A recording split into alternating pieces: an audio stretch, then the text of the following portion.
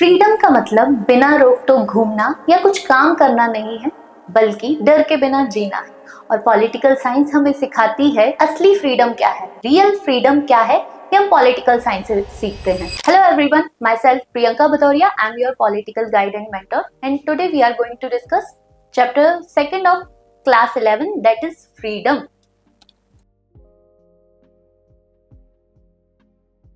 इस टॉपिक में the ideal of freedom पढ़ने से पहले हम फ्रीडम और लिबर्टी को समझेंगे।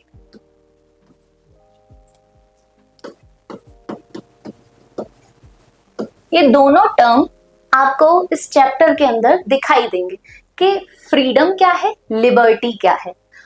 हिंदी में तो दोनों का ट्रांसलेशन स्वतंत्रता ही है या आजादी ही है, लेकिन अगर हम इसको देखें तो फ्रीडम जो है वो उसका जो स्कोप है बड़ा है, लिबर्टी उसके अंदर शामिल है। फ्रीडम हम ये भी कह सकते हैं कि हम दूसरों के प्रेशर से बाहर रहें, दूसरों के कंट्रोल से बाहर रहें। जैसे जब हमारे यहाँ ब्रिटिशर्स थे, अंग्रेज थे, तो उनसे बाहर आने के लिए हमने, उनसे स्वतंत्र होने के लिए हमने फ्रीडम मूवमेंट चलाए, ना कि लिबरल मूवमेंट या लिबर्टी मूवमेंट चलाए।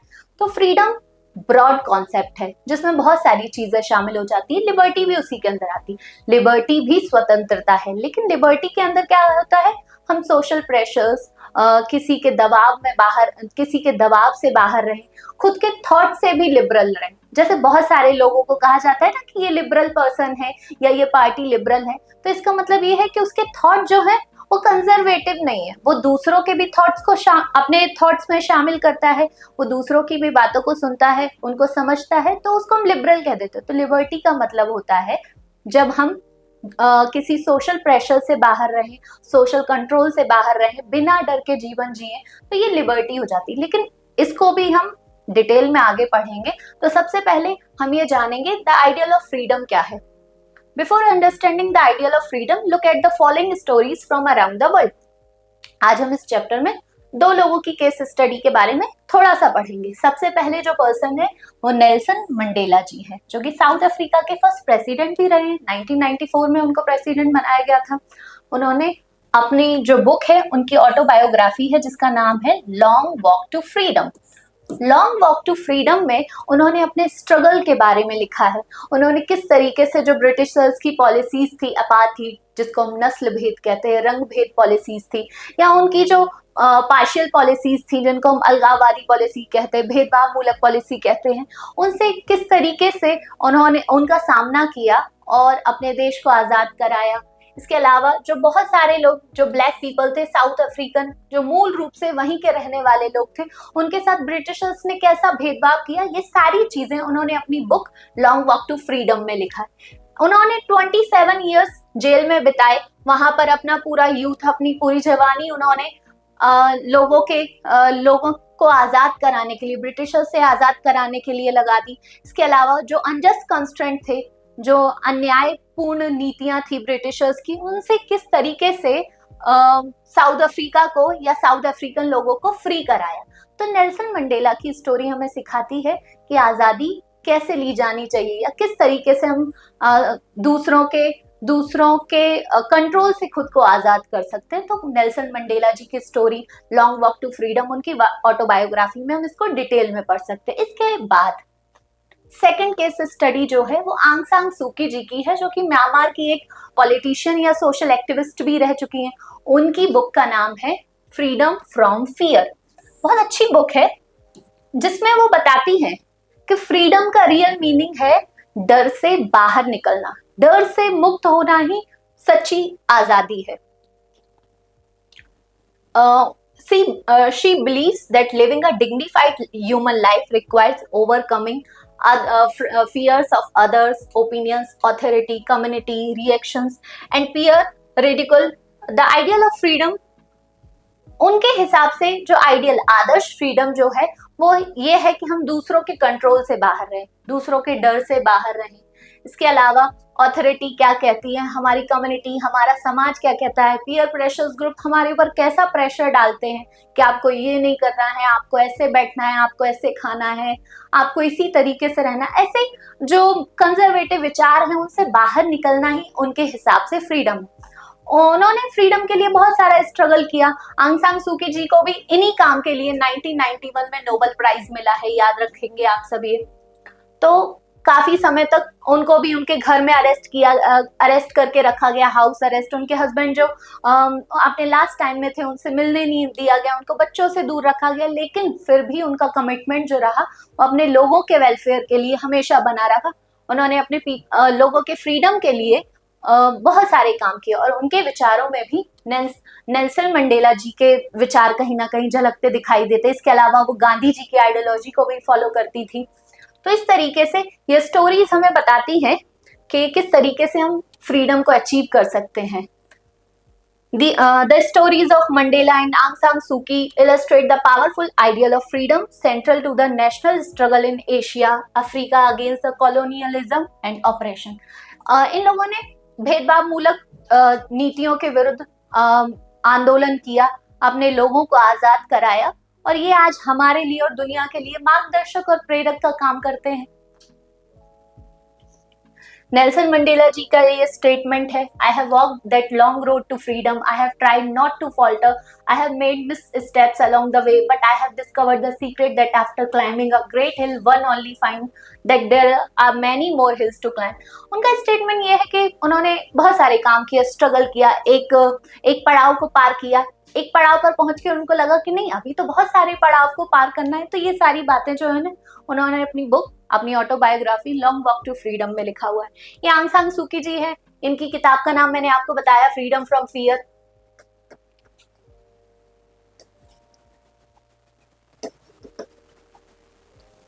तो ये दो एग्जाम्पल हैं, ऐसे बहुत सारे एग्जाम्पल हैं। हमारे गांधी जी ने भी तो नॉन वायलेंस का पाथ लेकर हमें आजाद कराया, बहुत सारी आइडियोलॉजी विचारधाराएं दी। तो ये दो एग्जाम्पल हमने देखे, ये हमें इनजस्टिस के खिलाफ किस तरीके से काम करना है, नॉन वायलेंट मूवमेंट को कैसे आगे बढ़ाना है, ये हमें सिखाते हैं। उन्होंने कोई बहुत बड़े हथियार नहीं उठाए कि लड़ने के लिए लोगों को मार देना जरूरी है, नहीं, उन्होंने कहा विचारधारा, शांति से भी, अहिंसक होकर भी हम अपने जो पाथ है, अपनी जो गोल है, उसको अचीव कर सकते हैं और एक डिग्निटी से अपना जीवन जी सकते हैं।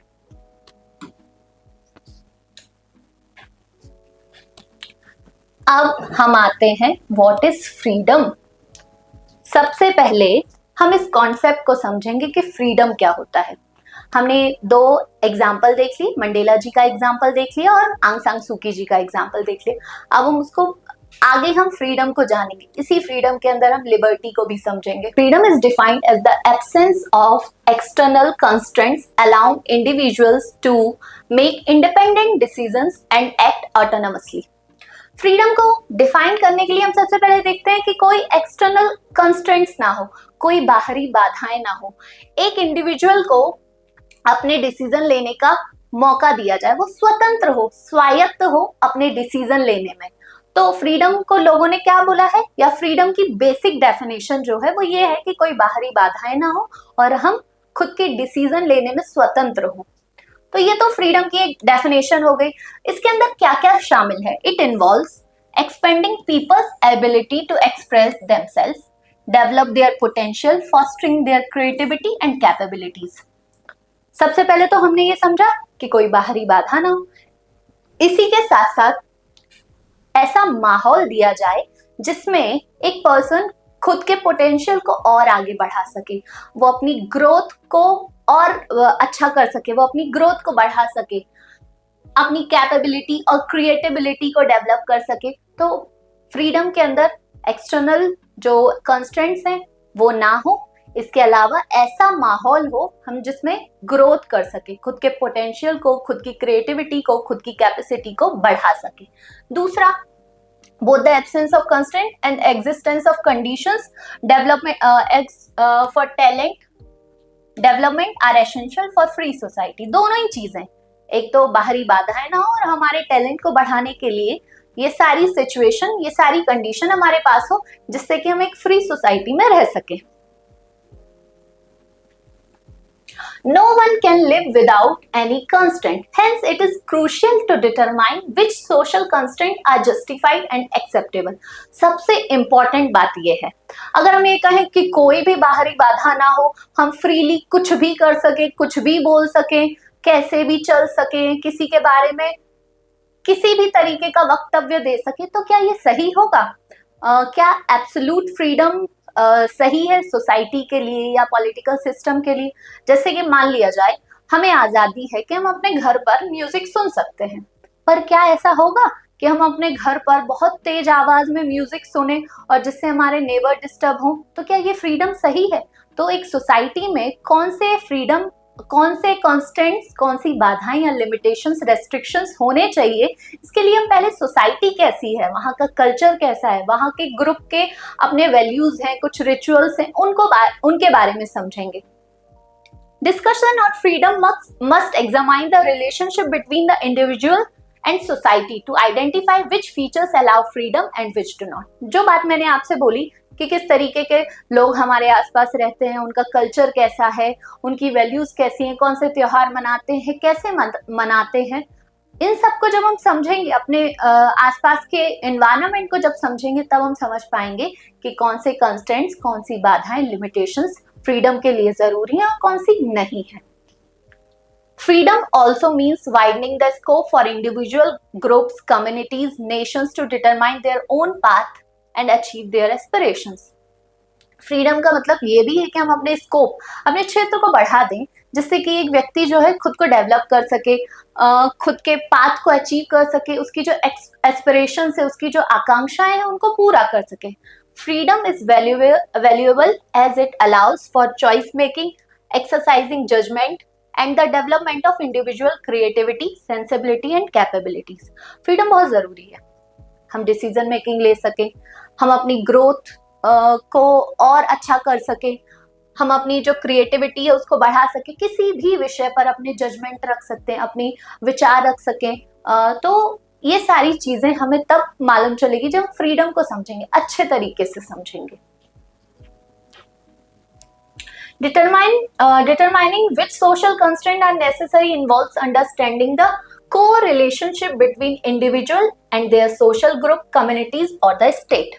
वही बात, तभी हम बहुत अच्छे से फ्रीडम को समझ पाएंगे जब हम अपना रिलेशन अपनी सोसाइटी से, अपने ग्रुप से, अपने कम्युनिटी से एस्टेब्लिश कर पाएंगे और उसको बहुत अच्छे तरीके से समझ पाएंगे। It is essential to identify which features of society enable freedom and which restrict it, ensuring that necessary constraints are retained while unnecessary constraints are removed. जब हम अपने समाज को, अपनी सोसाइटी को, अपनी कम्युनिटी को समझ जाएंगे, तो जो जरूरी रेस्ट्रिक्शंस या जरूरी कंस्ट्रेंट्स हैं, बाधाएं हैं, उनको शामिल करेंगे और जो जरूरी नहीं है, गैर जरूरी है, उनको हटा देंगे। Freedom includes not only reducing constraints but also creating opportunities for individuals to pursue their interest in sports, art, science, arts and their exploration. Freedom के अंदर हम सिर्फ बाधाओं से मुक्त नहीं होंगे, बल्कि हम उन सारी चीजों को शामिल करेंगे, ऐसी कंडीशंस बनाएंगे जिसमें हम कोई भी गोल अचीव कर सके, पूरी दुनिया को एक्सप्लोर कर सके, आर्ट्स के फील्ड में, साइंस के फील्ड में, किसी भी फील्ड में जा सके। तो फ्रीडम में बेसिक क्या चीज समझ में आई हमको? दो चीज समझ में आई।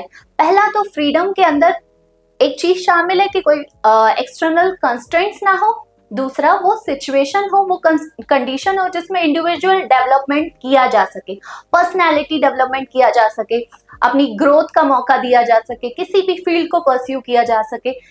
और दूसरा हमने ये समझा कि हम कैसे समझेंगे कि फ्रीडम के ऊपर कौन सी लिमिटेशंस होनी चाहिए, कौन से रेस्ट्रिक्शंस होने चाहिए।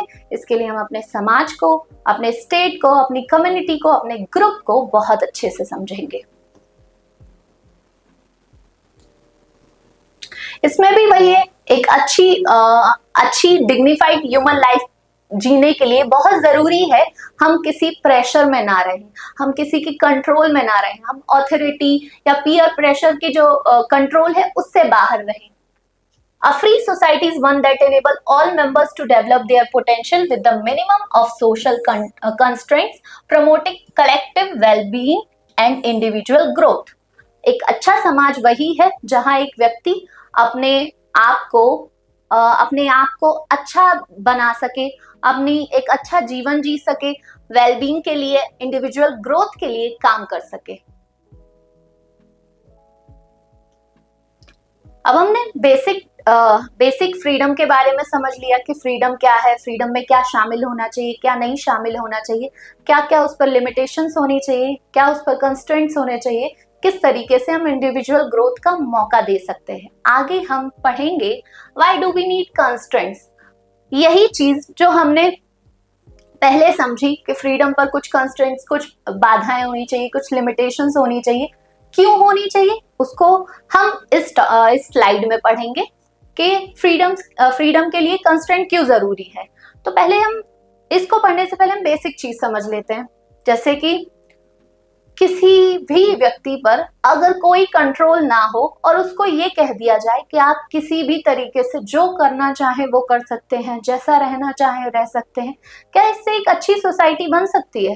क्या एक व्यक्ति को एकदम छूट दे देना, एब्सोल्यूट फ्रीडम दे देना सही है? इसका जवाब होगा नहीं। एब्सोल्यूट चीज किसी भी, कहते हैं ना, अति किसी भी चीज की अच्छी नहीं होती है, इसी तरीके से एब्सोल्यूट फ्रीडम भी जरूर नहीं सही नहीं होता है। हमारी सोसाइटी, हमारी जो कंट्री है, बेसिकली जो हमारा देश है, उसमें बहुत सारे लोग रहते हैं, तरह तरह के रिलीजन्स हैं, उनकी लैंग्वेजेस हैं, उनके अलग रिचुअल्स हैं, आइडियोलॉजी है, ओपिनियन है। अगर सब अपनी आइडियोलॉजी को मनवाने लगे, थोपने लगे दूसरों पर, नहीं कि हमको तो ये करने का अधिकार है, हमको तो कुछ भी बोलने का अधिकार है, हम कुछ भी कर सकते हैं, तो इससे क्या होगा? हमारा देश जो है वो टूट जाएगा, उसकी यूनिटी और इंटीग्रिटी को खतरा हो सकता है। हमारे देश में जो हार्मनी है, सद्भावना है, वो खत्म हो सकती है, कम्युनल राइट्स हो सकते हैं, दंगे हो सकते हैं। तो इसके लिए फ्रीडम पर कुछ बाधाएं होनी जरूरी है। तो यही हम इसमें पढ़ेंगे कि हमारे देश में, हमारी सोसाइटी में केओस से बचने के लिए हमें बहुत जरूरी है कि फ्रीडम पर कुछ लिमिटेशंस लगाई जाएं। लोगों के अलग अलग ओपिनियन है, लोगों के अलग अलग विचारधाराएं हैं, कहीं उनमें टकराव ना हो जाए। टकराव आगे चलकर वायलेंस में भी बदल सकता है, तो इसीलिए बहुत जरूरी है कि हम उस पर लिमिटेशंस लगाएं। अलग अलग लोग जब रहते हैं एक साथ, तो उनके ideas, ambitions, competition for resources can lead to disagreement and conflict. Society need mechanism to manage these conflict and prevent violence and loss of life. लोग जब साथ में रहते हैं तो उनकी आइडियोलॉजी अलग अलग होती है, वो डिबेट भी करते हैं, कई बार डिबेट बहुत ज्यादा बढ़ जाती है। हम लोग रिसोर्सेज के लिए भी एक दूसरे से कॉम्पीट करते हैं। कुछ लोग कहते हैं कि नहीं, इनको ज्यादा रिसोर्सेज मिल रहे हैं, कुछ कहते हैं हमको कम रिसोर्सेज मिल रहे हैं।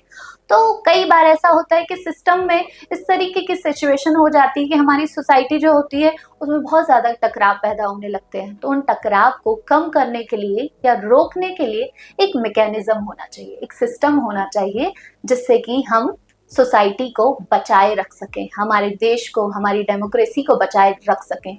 तो इसीलिए हमें जरूरी है कि फ्रीडम के ऊपर कुछ रेस्ट्रिक्शंस, कुछ लिमिटेशंस लगाई जानी चाहिए, कुछ नियम, कायदे, कानून होने चाहिए। जैसे हमारे फंडामेंटल राइट्स में, हमारे फंडामेंटल राइट में आर्टिकल 19 है, जिसमें हमको बोलने की आजादी, घूमने की आजादी, काम करने की आजादी, कुछ 6 तरीके की स्वतंत्रताएं दी गई हैं।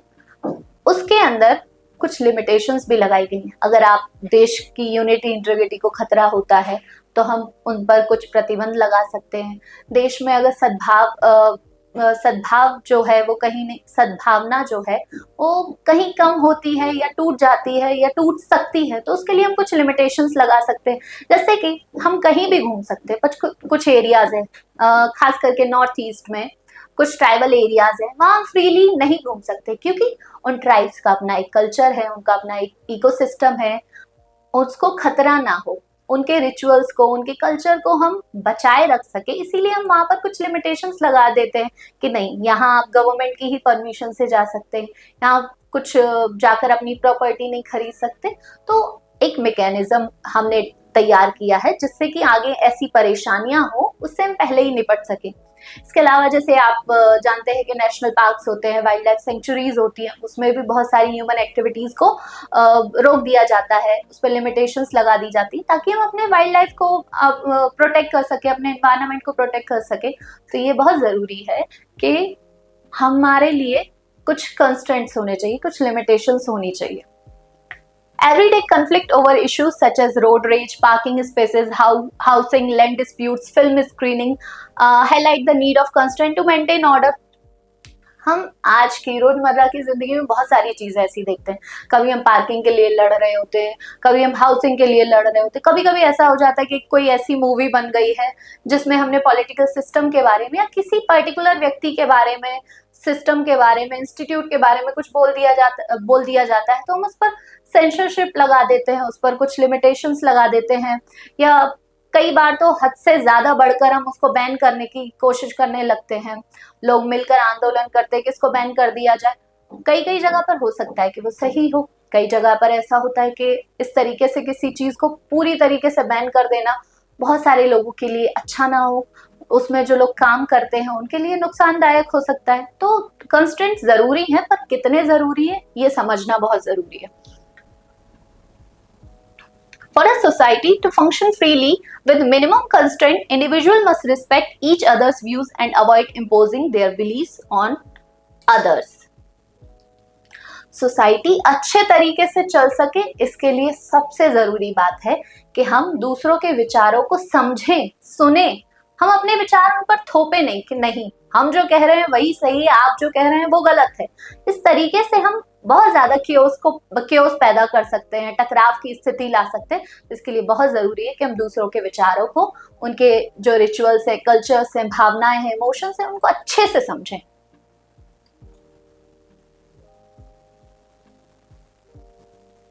Even in a free society, some constraints are required to ensure respect for differences in views, opinion and beliefs. This help prevent conflicts and maintain social harmony. बहुत जरूरी है कि बहुत कुछ बाधाएं जो हैं, कुछ रेस्ट्रिक्शंस लगाई जाएं, जिससे कि हम अपने यहाँ पर कॉन्फ्लिक्ट्स को प्रिवेंट कर सके और सोशल हार्मनी को मेंटेन कर सके।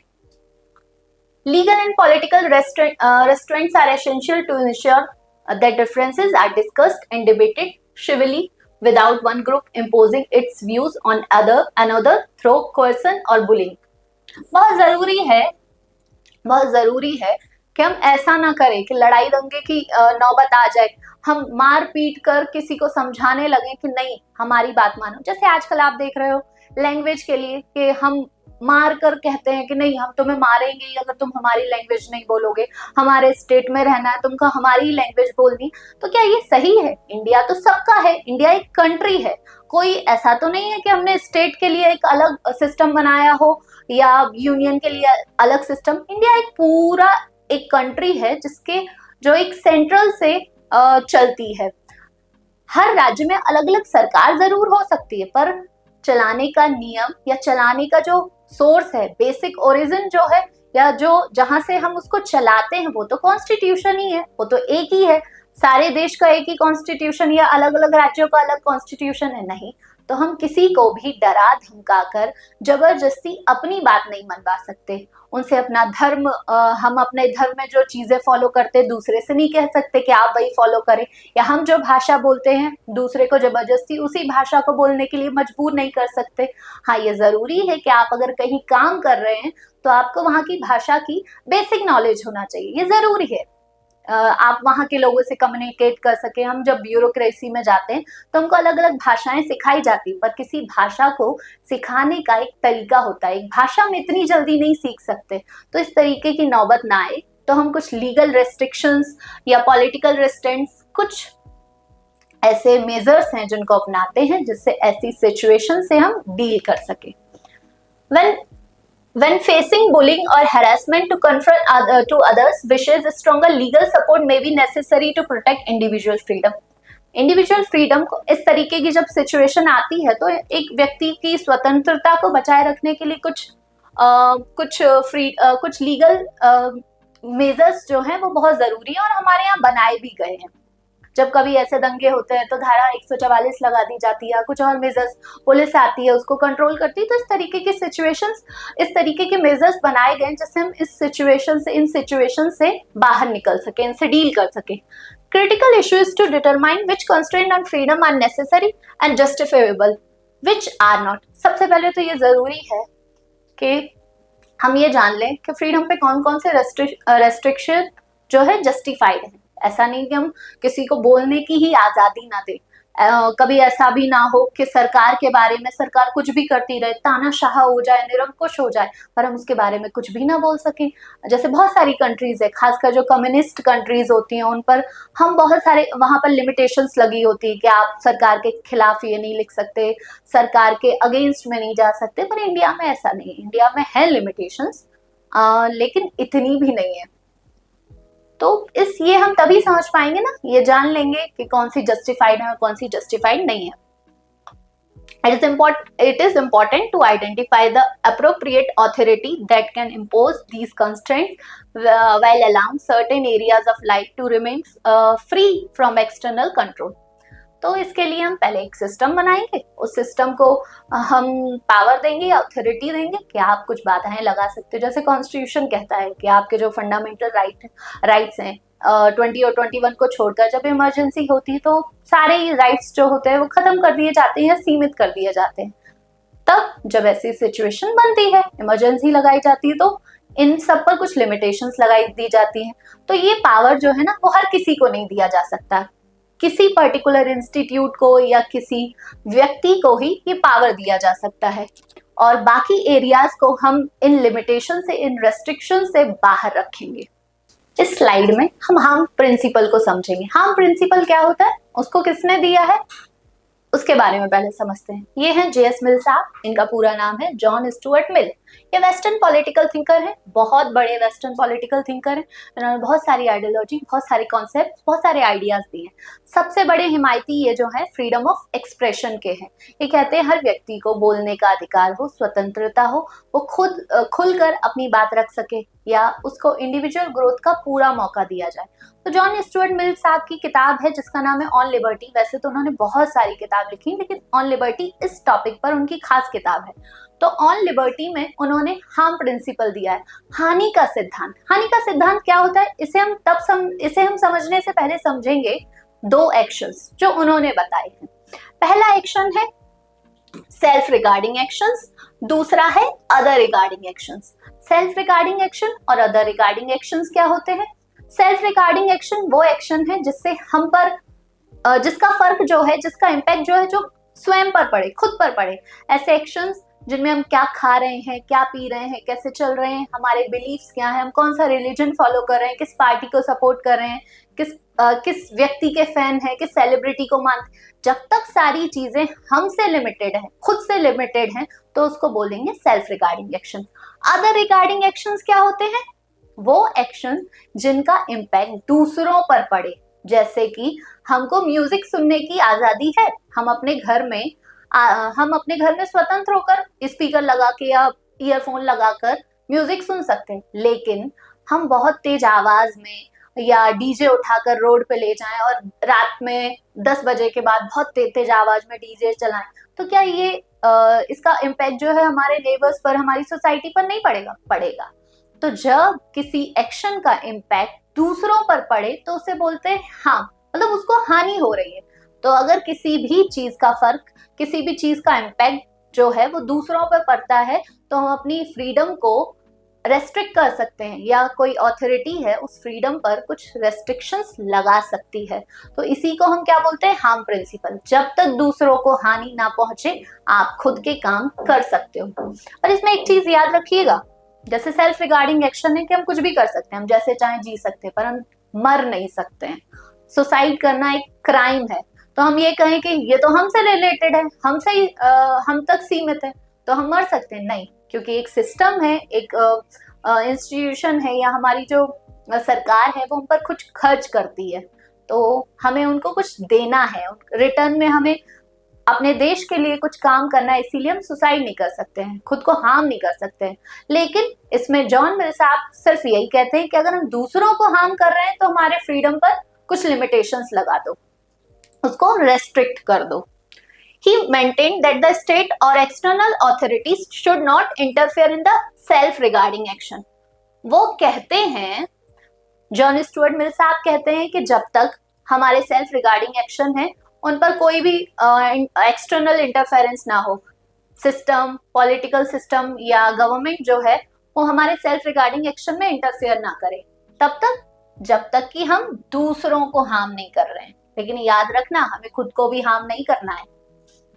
In simpler words, the state or others shouldn't interfere in action that only affect the person doing them. However, if those action might harm others, the state or others have a reason to step in.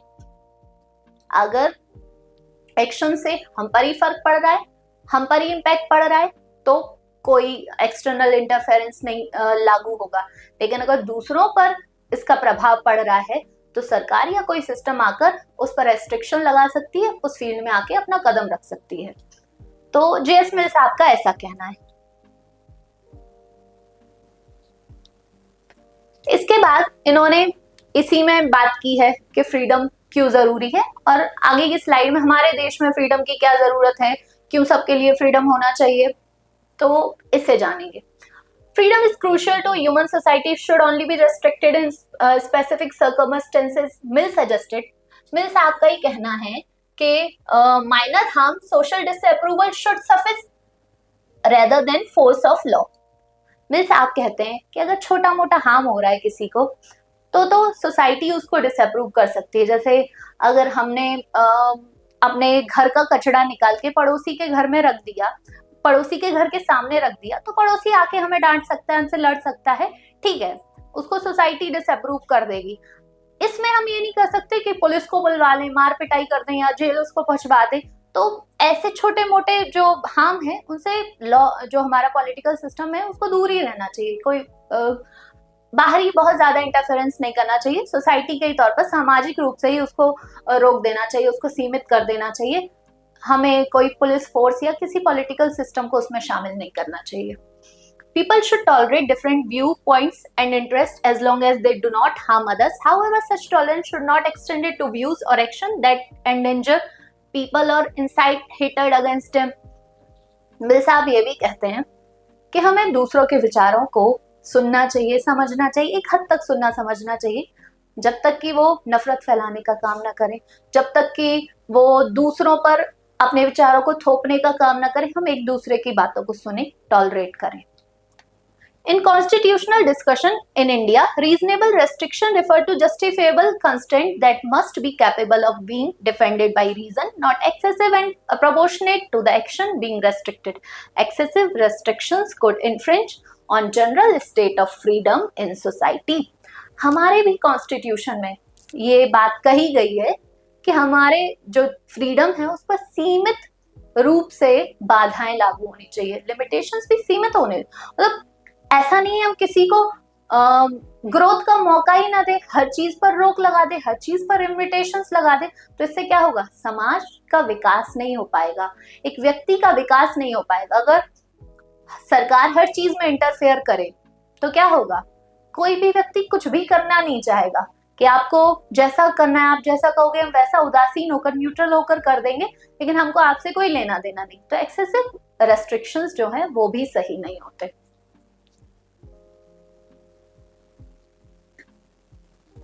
अब जो topic है, अब जो heading है वो है negative and positive liberty. बहुत ध्यान से समझने वाली चीज है और इस पूरे चैप्टर का सबसे खास टॉपिक अगर हम कह सकते हैं तो वो नेगेटिव एंड पॉजिटिव लिबर्टी है।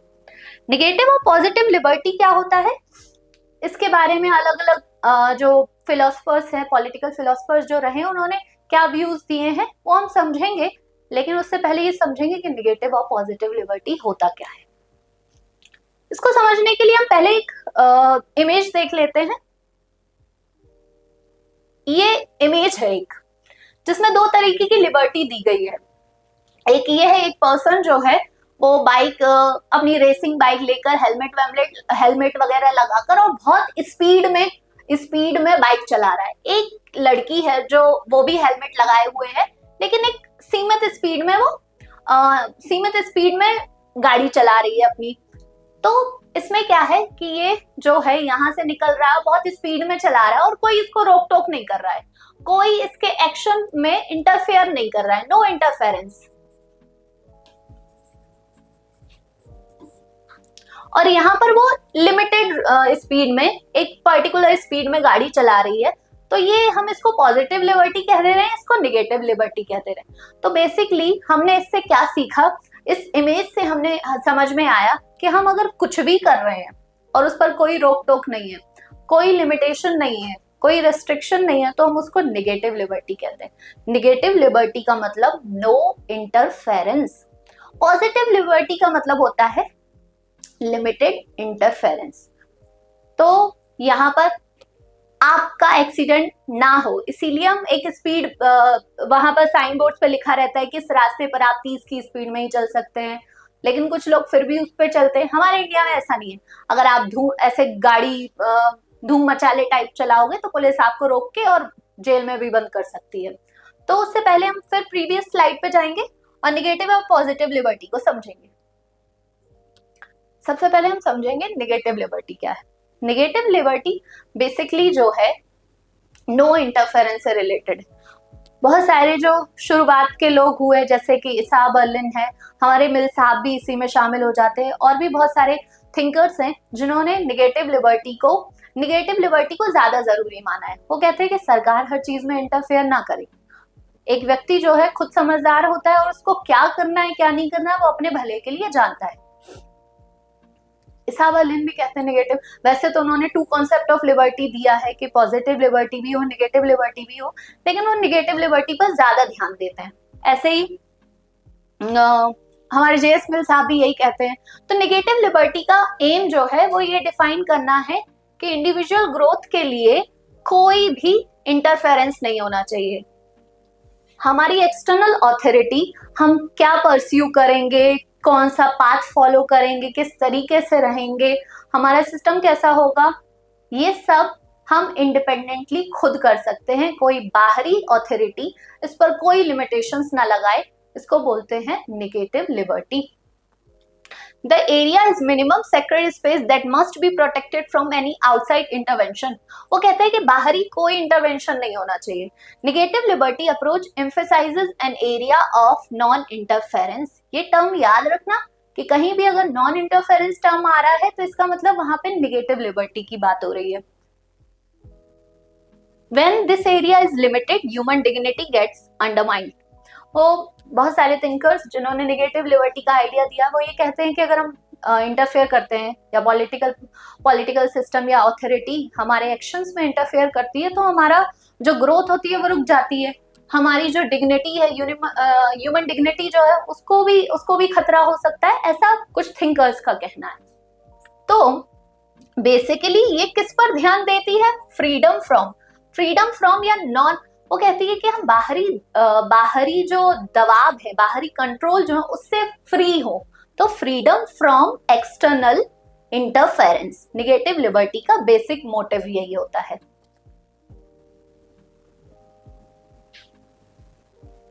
अब हम बात करते हैं पॉजिटिव लिबर्टी की।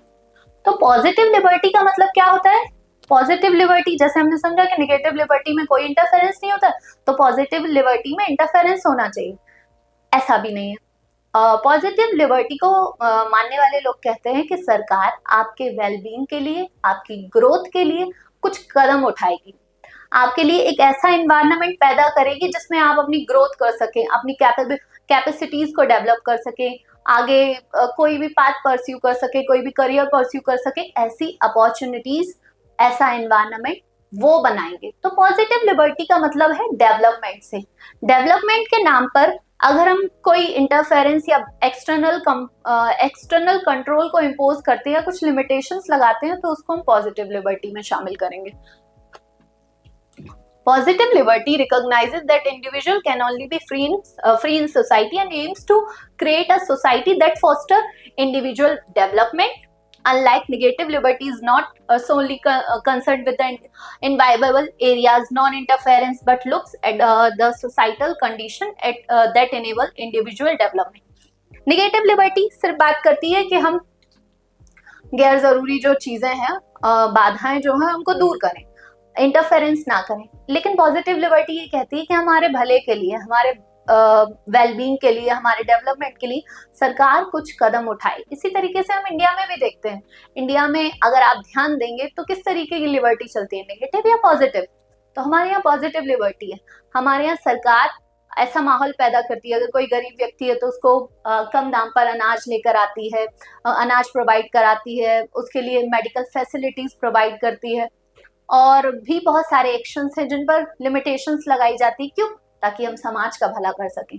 अगर कोई भी व्यक्ति स्वतंत्र रूप से कुछ भी करने का अधिकार दे दिया जाए, वो कल किसी को भी मार सकता है, चोरी कर सकता है। जैसे बहुत सारे थिंकर्स जो निगेटिव लिबर्टी को मानते हैं, वो कहते हैं कि व्यक्ति अपना अच्छा बुरा समझता है।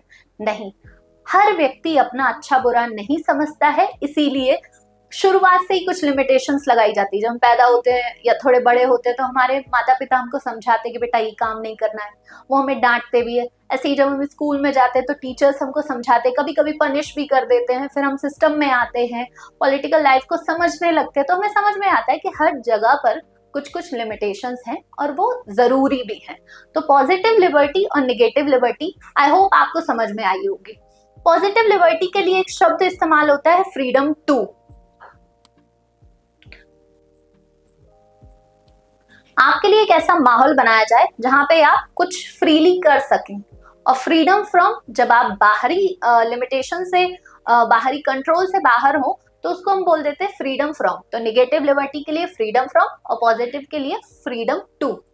Positive liberty examines the nature of relationship between the individual and society and aims to improve condition for the development of individual personality.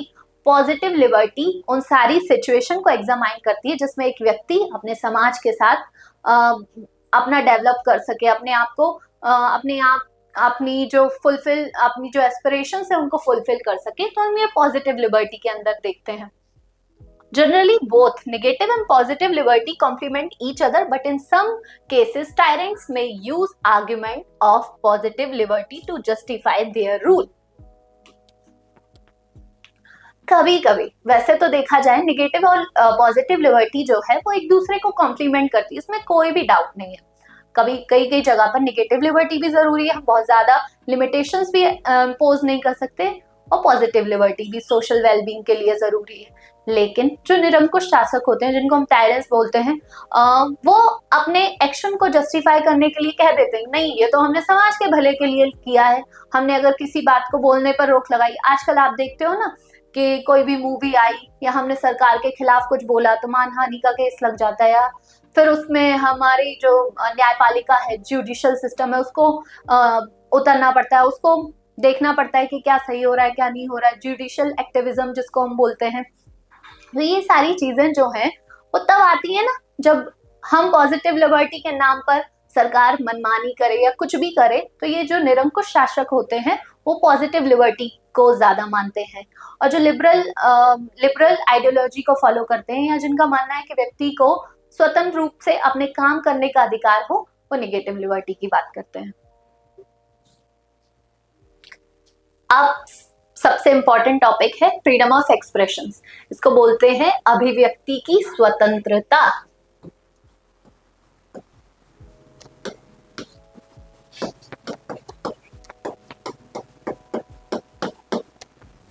अभिव्यक्ति की स्वतंत्रता का मतलब होता है कि एक व्यक्ति अपने विचारों को प्रकट कर सकता है, अपनी भावनाओं को प्रदर्शित कर सकता है, अपनी बात को कह सकता है। तो फ्रीडम ऑफ एक्सप्रेशन में हम ये सारी चीजें शामिल करते हैं कि कैसे एक व्यक्ति फ्रीली होकर अपने विचार रख सकता है। Freedom of expression is considered a fundamental area of non interference. ये भी फंडामेंटल एरिया है नॉन इंटरफेरेंस का, कि आप किसी को बोलने का ही मौका ना दे, उसको सिर्फ अपनी बात कह के उसको चुप करा दे। तो ये भी सही नहीं है कि मैंने जो कहा वही सही है, आप जो कह रहे हो वो मुझे सुनना ही नहीं है, मुझे जानना ही नहीं। जेएस मिल, हमने अभी आगे आपको पहले बताया कि जेएस मिल साहब जो है ना, उन्होंने इंडिविजुअल ग्रोथ के लिए फ्रीडम ऑफ एक्सप्रेशन पे अपनी जो आइडियोलॉजी है उनकी इसी पे ज्यादातर बेस्ड है। JS Mill provided strong reason why freedom of expression should not be restricted. JS Mill ji ने बहुत सारे वैलिड पॉइंट्स दिए, लॉजिकल आर्ग्यूमेंट दिए कि क्यों फ्रीडम ऑफ एक्सप्रेशन पर लिमिटेशंस नहीं होनी चाहिए। जब हम जेएस मिल को थिंकर वाले चैप्टर में पढ़ेंगे तो उनके बारे में हम डिटेल में पढ़ेंगे।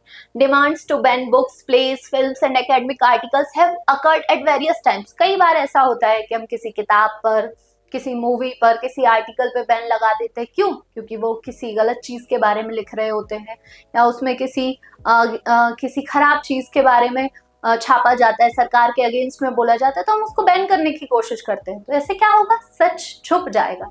तो हर चीज पर रेस्ट्रिक्शन जरूरी नहीं है। फ्रीडम ऑफ एक्सप्रेशन पर लिमिटेशंस हो, लेकिन एक पर्टिकुलर में एक सीमित रूप से उस पर लिमिटेशंस लगाई जानी चाहिए। Freedom involves making choices distinguish between negative and positive liberty and justifiable constraint. Freedom के अंदर क्या शामिल है कि हम क्या डिसीजन ले सकते हैं, नेगेटिव और लिबर्टी और पॉजिटिव लिबर्टी के बीच में डिफरेंशिएट कर सके, हम कौन से कंस्ट्रेंट जो है वो न्यायोचित हैं, सही हैं, उनके बारे में समझ सके, तो ये फ्रीडम में इन्वॉल्व हो जाते हैं। Protecting freedom of expression may cause inconvenience but necessary to uphold this fundamental value। कई बार ऐसा होता है कि फ्रीडम ऑफ एक्सप्रेशन को प्रिवेंट कर पाना, प्रोटेक्ट कर पाना कठिन काम है, लेकिन जरूरी है कि हम इसको बचा कर रख सकें, क्योंकि ये बहुत बहुत जरूरी है हमारे समाज के लिए, एक व्यक्ति के लिए, और भविष्य में हमारे देश को विकसित कर सके। इसके लिए बहुत जरूरी है कि एक व्यक्ति को बोलने का अधिकार दिया जाए। हाँ, ये स्टेटमेंट जो है वोल्टेयर साहब का बहुत अच्छा स्टेटमेंट है और मुझे हमेशा से ये स्टेटमेंट अच्छा लगता है। मैंने जब भी इसको पढ़ा है और मेरे भी दिमाग में ये हमेशा रहता है। वोल्टेयर साहब का कहना है कि I disapprove what you say but I will defend to death your right to say. Voltaire साहब ने कहा है कि आप जो कह रहे हैं, आप जो बोल रहे हैं, हो सकता है मैं उसको डिसअप्रूव कर दूं, उससे डिसएग्री करूं, पर आपके कहे जाने का, आपके बोले जाने के अधिकार की मैं मरते दम तक रक्षा करूंगा। वो कहते हैं बेसिकली इसका मतलब ये है कि आप जो कह रहे हो सकता है कि वो सही हो, गलत हो, कोई दूसरा व्यक्ति उसको डिसएग्री कर दे, डिसअप्रूव कर दे, पर आपके बोलने के अधिकार की रक्षा की जानी चाहिए। वोल्टेयर साहब कहते हैं कि वो मरते दम तक आपके बोलने, अभिव्यक्ति की स्वतंत्रता की रक्षा करेंगे। इसी तरीके से बहुत सारे केसेस आपको यहाँ पढ़ने को मिलेंगे। ये सारे कुछ केसेस दिए गए हैं, जैसे दीपा मेहता ने एक फिल्म बनाई थी वाराणसी में, उसमें बहुत सारे स्ट्रॉन्ग अपोजिशन उनको झेलना पड़ा, लोगों ने प्रोटेस्ट किया, मूवी नहीं रिलीज होने दी। बहुत सारी किताबों पर हम बैन लगा देते हैं, जैसे सलमान रुश्दी साहब है, उनकी एक किताब है सैटेनिक वर्सेस, उसको पब्लिश नहीं होने दिया क्योंकि कहीं ना कहीं उन्होंने खराब चीजों के बारे में बोला होगा, सरकार के बारे में लिखा होगा, तो ऐसी चीजों को बैन कर देने की कोशिश की जाती है। Banning is short term solution but harmful for the long term freedom of society. हो सकता है कि बैनिंग, जो किसी चीज को बैन कर दिया तो वो थोड़े टाइम के लिए सही है, लेकिन लॉन्ग टर्म इम्पैक्ट इसका कैसा होगा? खराब होगा। लोग सिस्टम में या पॉलिटिकल एक्टिविटीज में पार्टिसिपेट ही नहीं करेंगे, वो बढ़ चढ़कर हिस्सा ही नहीं लेंगे, क्योंकि उनके अंदर ये भावना होगी, उनके अंदर ये इमोशन पैदा हो जाएगा। क्यों? सरकार इस पर रोक टोक लगा सकती है, सरकार को हमसे मतलब ही नहीं, सरकार अपनी तरीके से तानाशाह होकर, निरंकुश होकर काम करेगी। तो इस तरीके से वो न्यूट्रल हो जाते हैं, लोग पार्टिसिपेट नहीं करते हैं पॉलिटिक्स में। Censorship of films is similar to banning, raising the question of when banning is justified.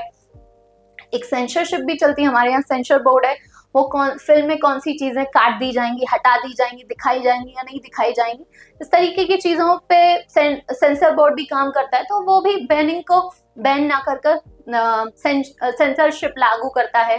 कई बार उसको लगता है कि नहीं ये मूवी अच्छी नहीं है तो उसको रिलीज नहीं होने देता है। Example from England, employees of royal household are constrained from writing about inner affairs, raising questions about justifiable constraint। ऐसा इंग्लैंड में होता है। इंग्लैंड का जो रॉयल फैमिली है, शाही परिवार है, वो अपने आंतरिक मामले, उनके घर के अंदर क्या हो रहा है इसके बारे में वो बाहर बोल नहीं सकते, लिख नहीं सकते, उस पर कुछ रेस्ट्रिक्शंस लगाई गई हैं। हाँ, तो हमने इस टॉपिक में फ्रीडम क्या है, फ्रीडम में के अंदर क्या क्या चीजें शामिल है, फ्रीडम ऑफ लिबर्टी, फ्रीडम और लिबर्टी में क्या डिफरेंस है, पॉजिटिव लिबर्टी क्या होती है, नेगेटिव लिबर्टी क्या होती है, ये जाना। अब बेसिक एब्स्ट्रैक्ट क्या है इस चीज का, कि फ्रीडम का मतलब क्या है? फ्रीडम का मतलब बिना रोक टोक कुछ करना नहीं है। फ्रीडम एक जिम्मेदारी या अधिकार है। आप किस तरीके से समझेंगे? फ्रीडम सिर्फ एक अधिकार है या जिम्मेदारी भी है? फ्रीडम एक व्यक्ति को खुलकर स्वतंत्र रूप से जीवन जीने का अधिकार है, लेकिन तब तक जब तक कि वो दूसरों को नुकसान ना पहुंचाए। आज के टॉपिक में इतना ही। आप डेप्थ में इसके बारे में अगर जानना चाहते हैं तो आज ही फ्यूके एजुकेशंस को ऐप को डाउनलोड करें और इस ये सब्जेक्ट अगर आपको ये टॉपिक चैप्टर आपको अगर अच्छा लगा हो तो इसको लाइक, सब्सक्राइब और शेयर भी करें। Thank you so much.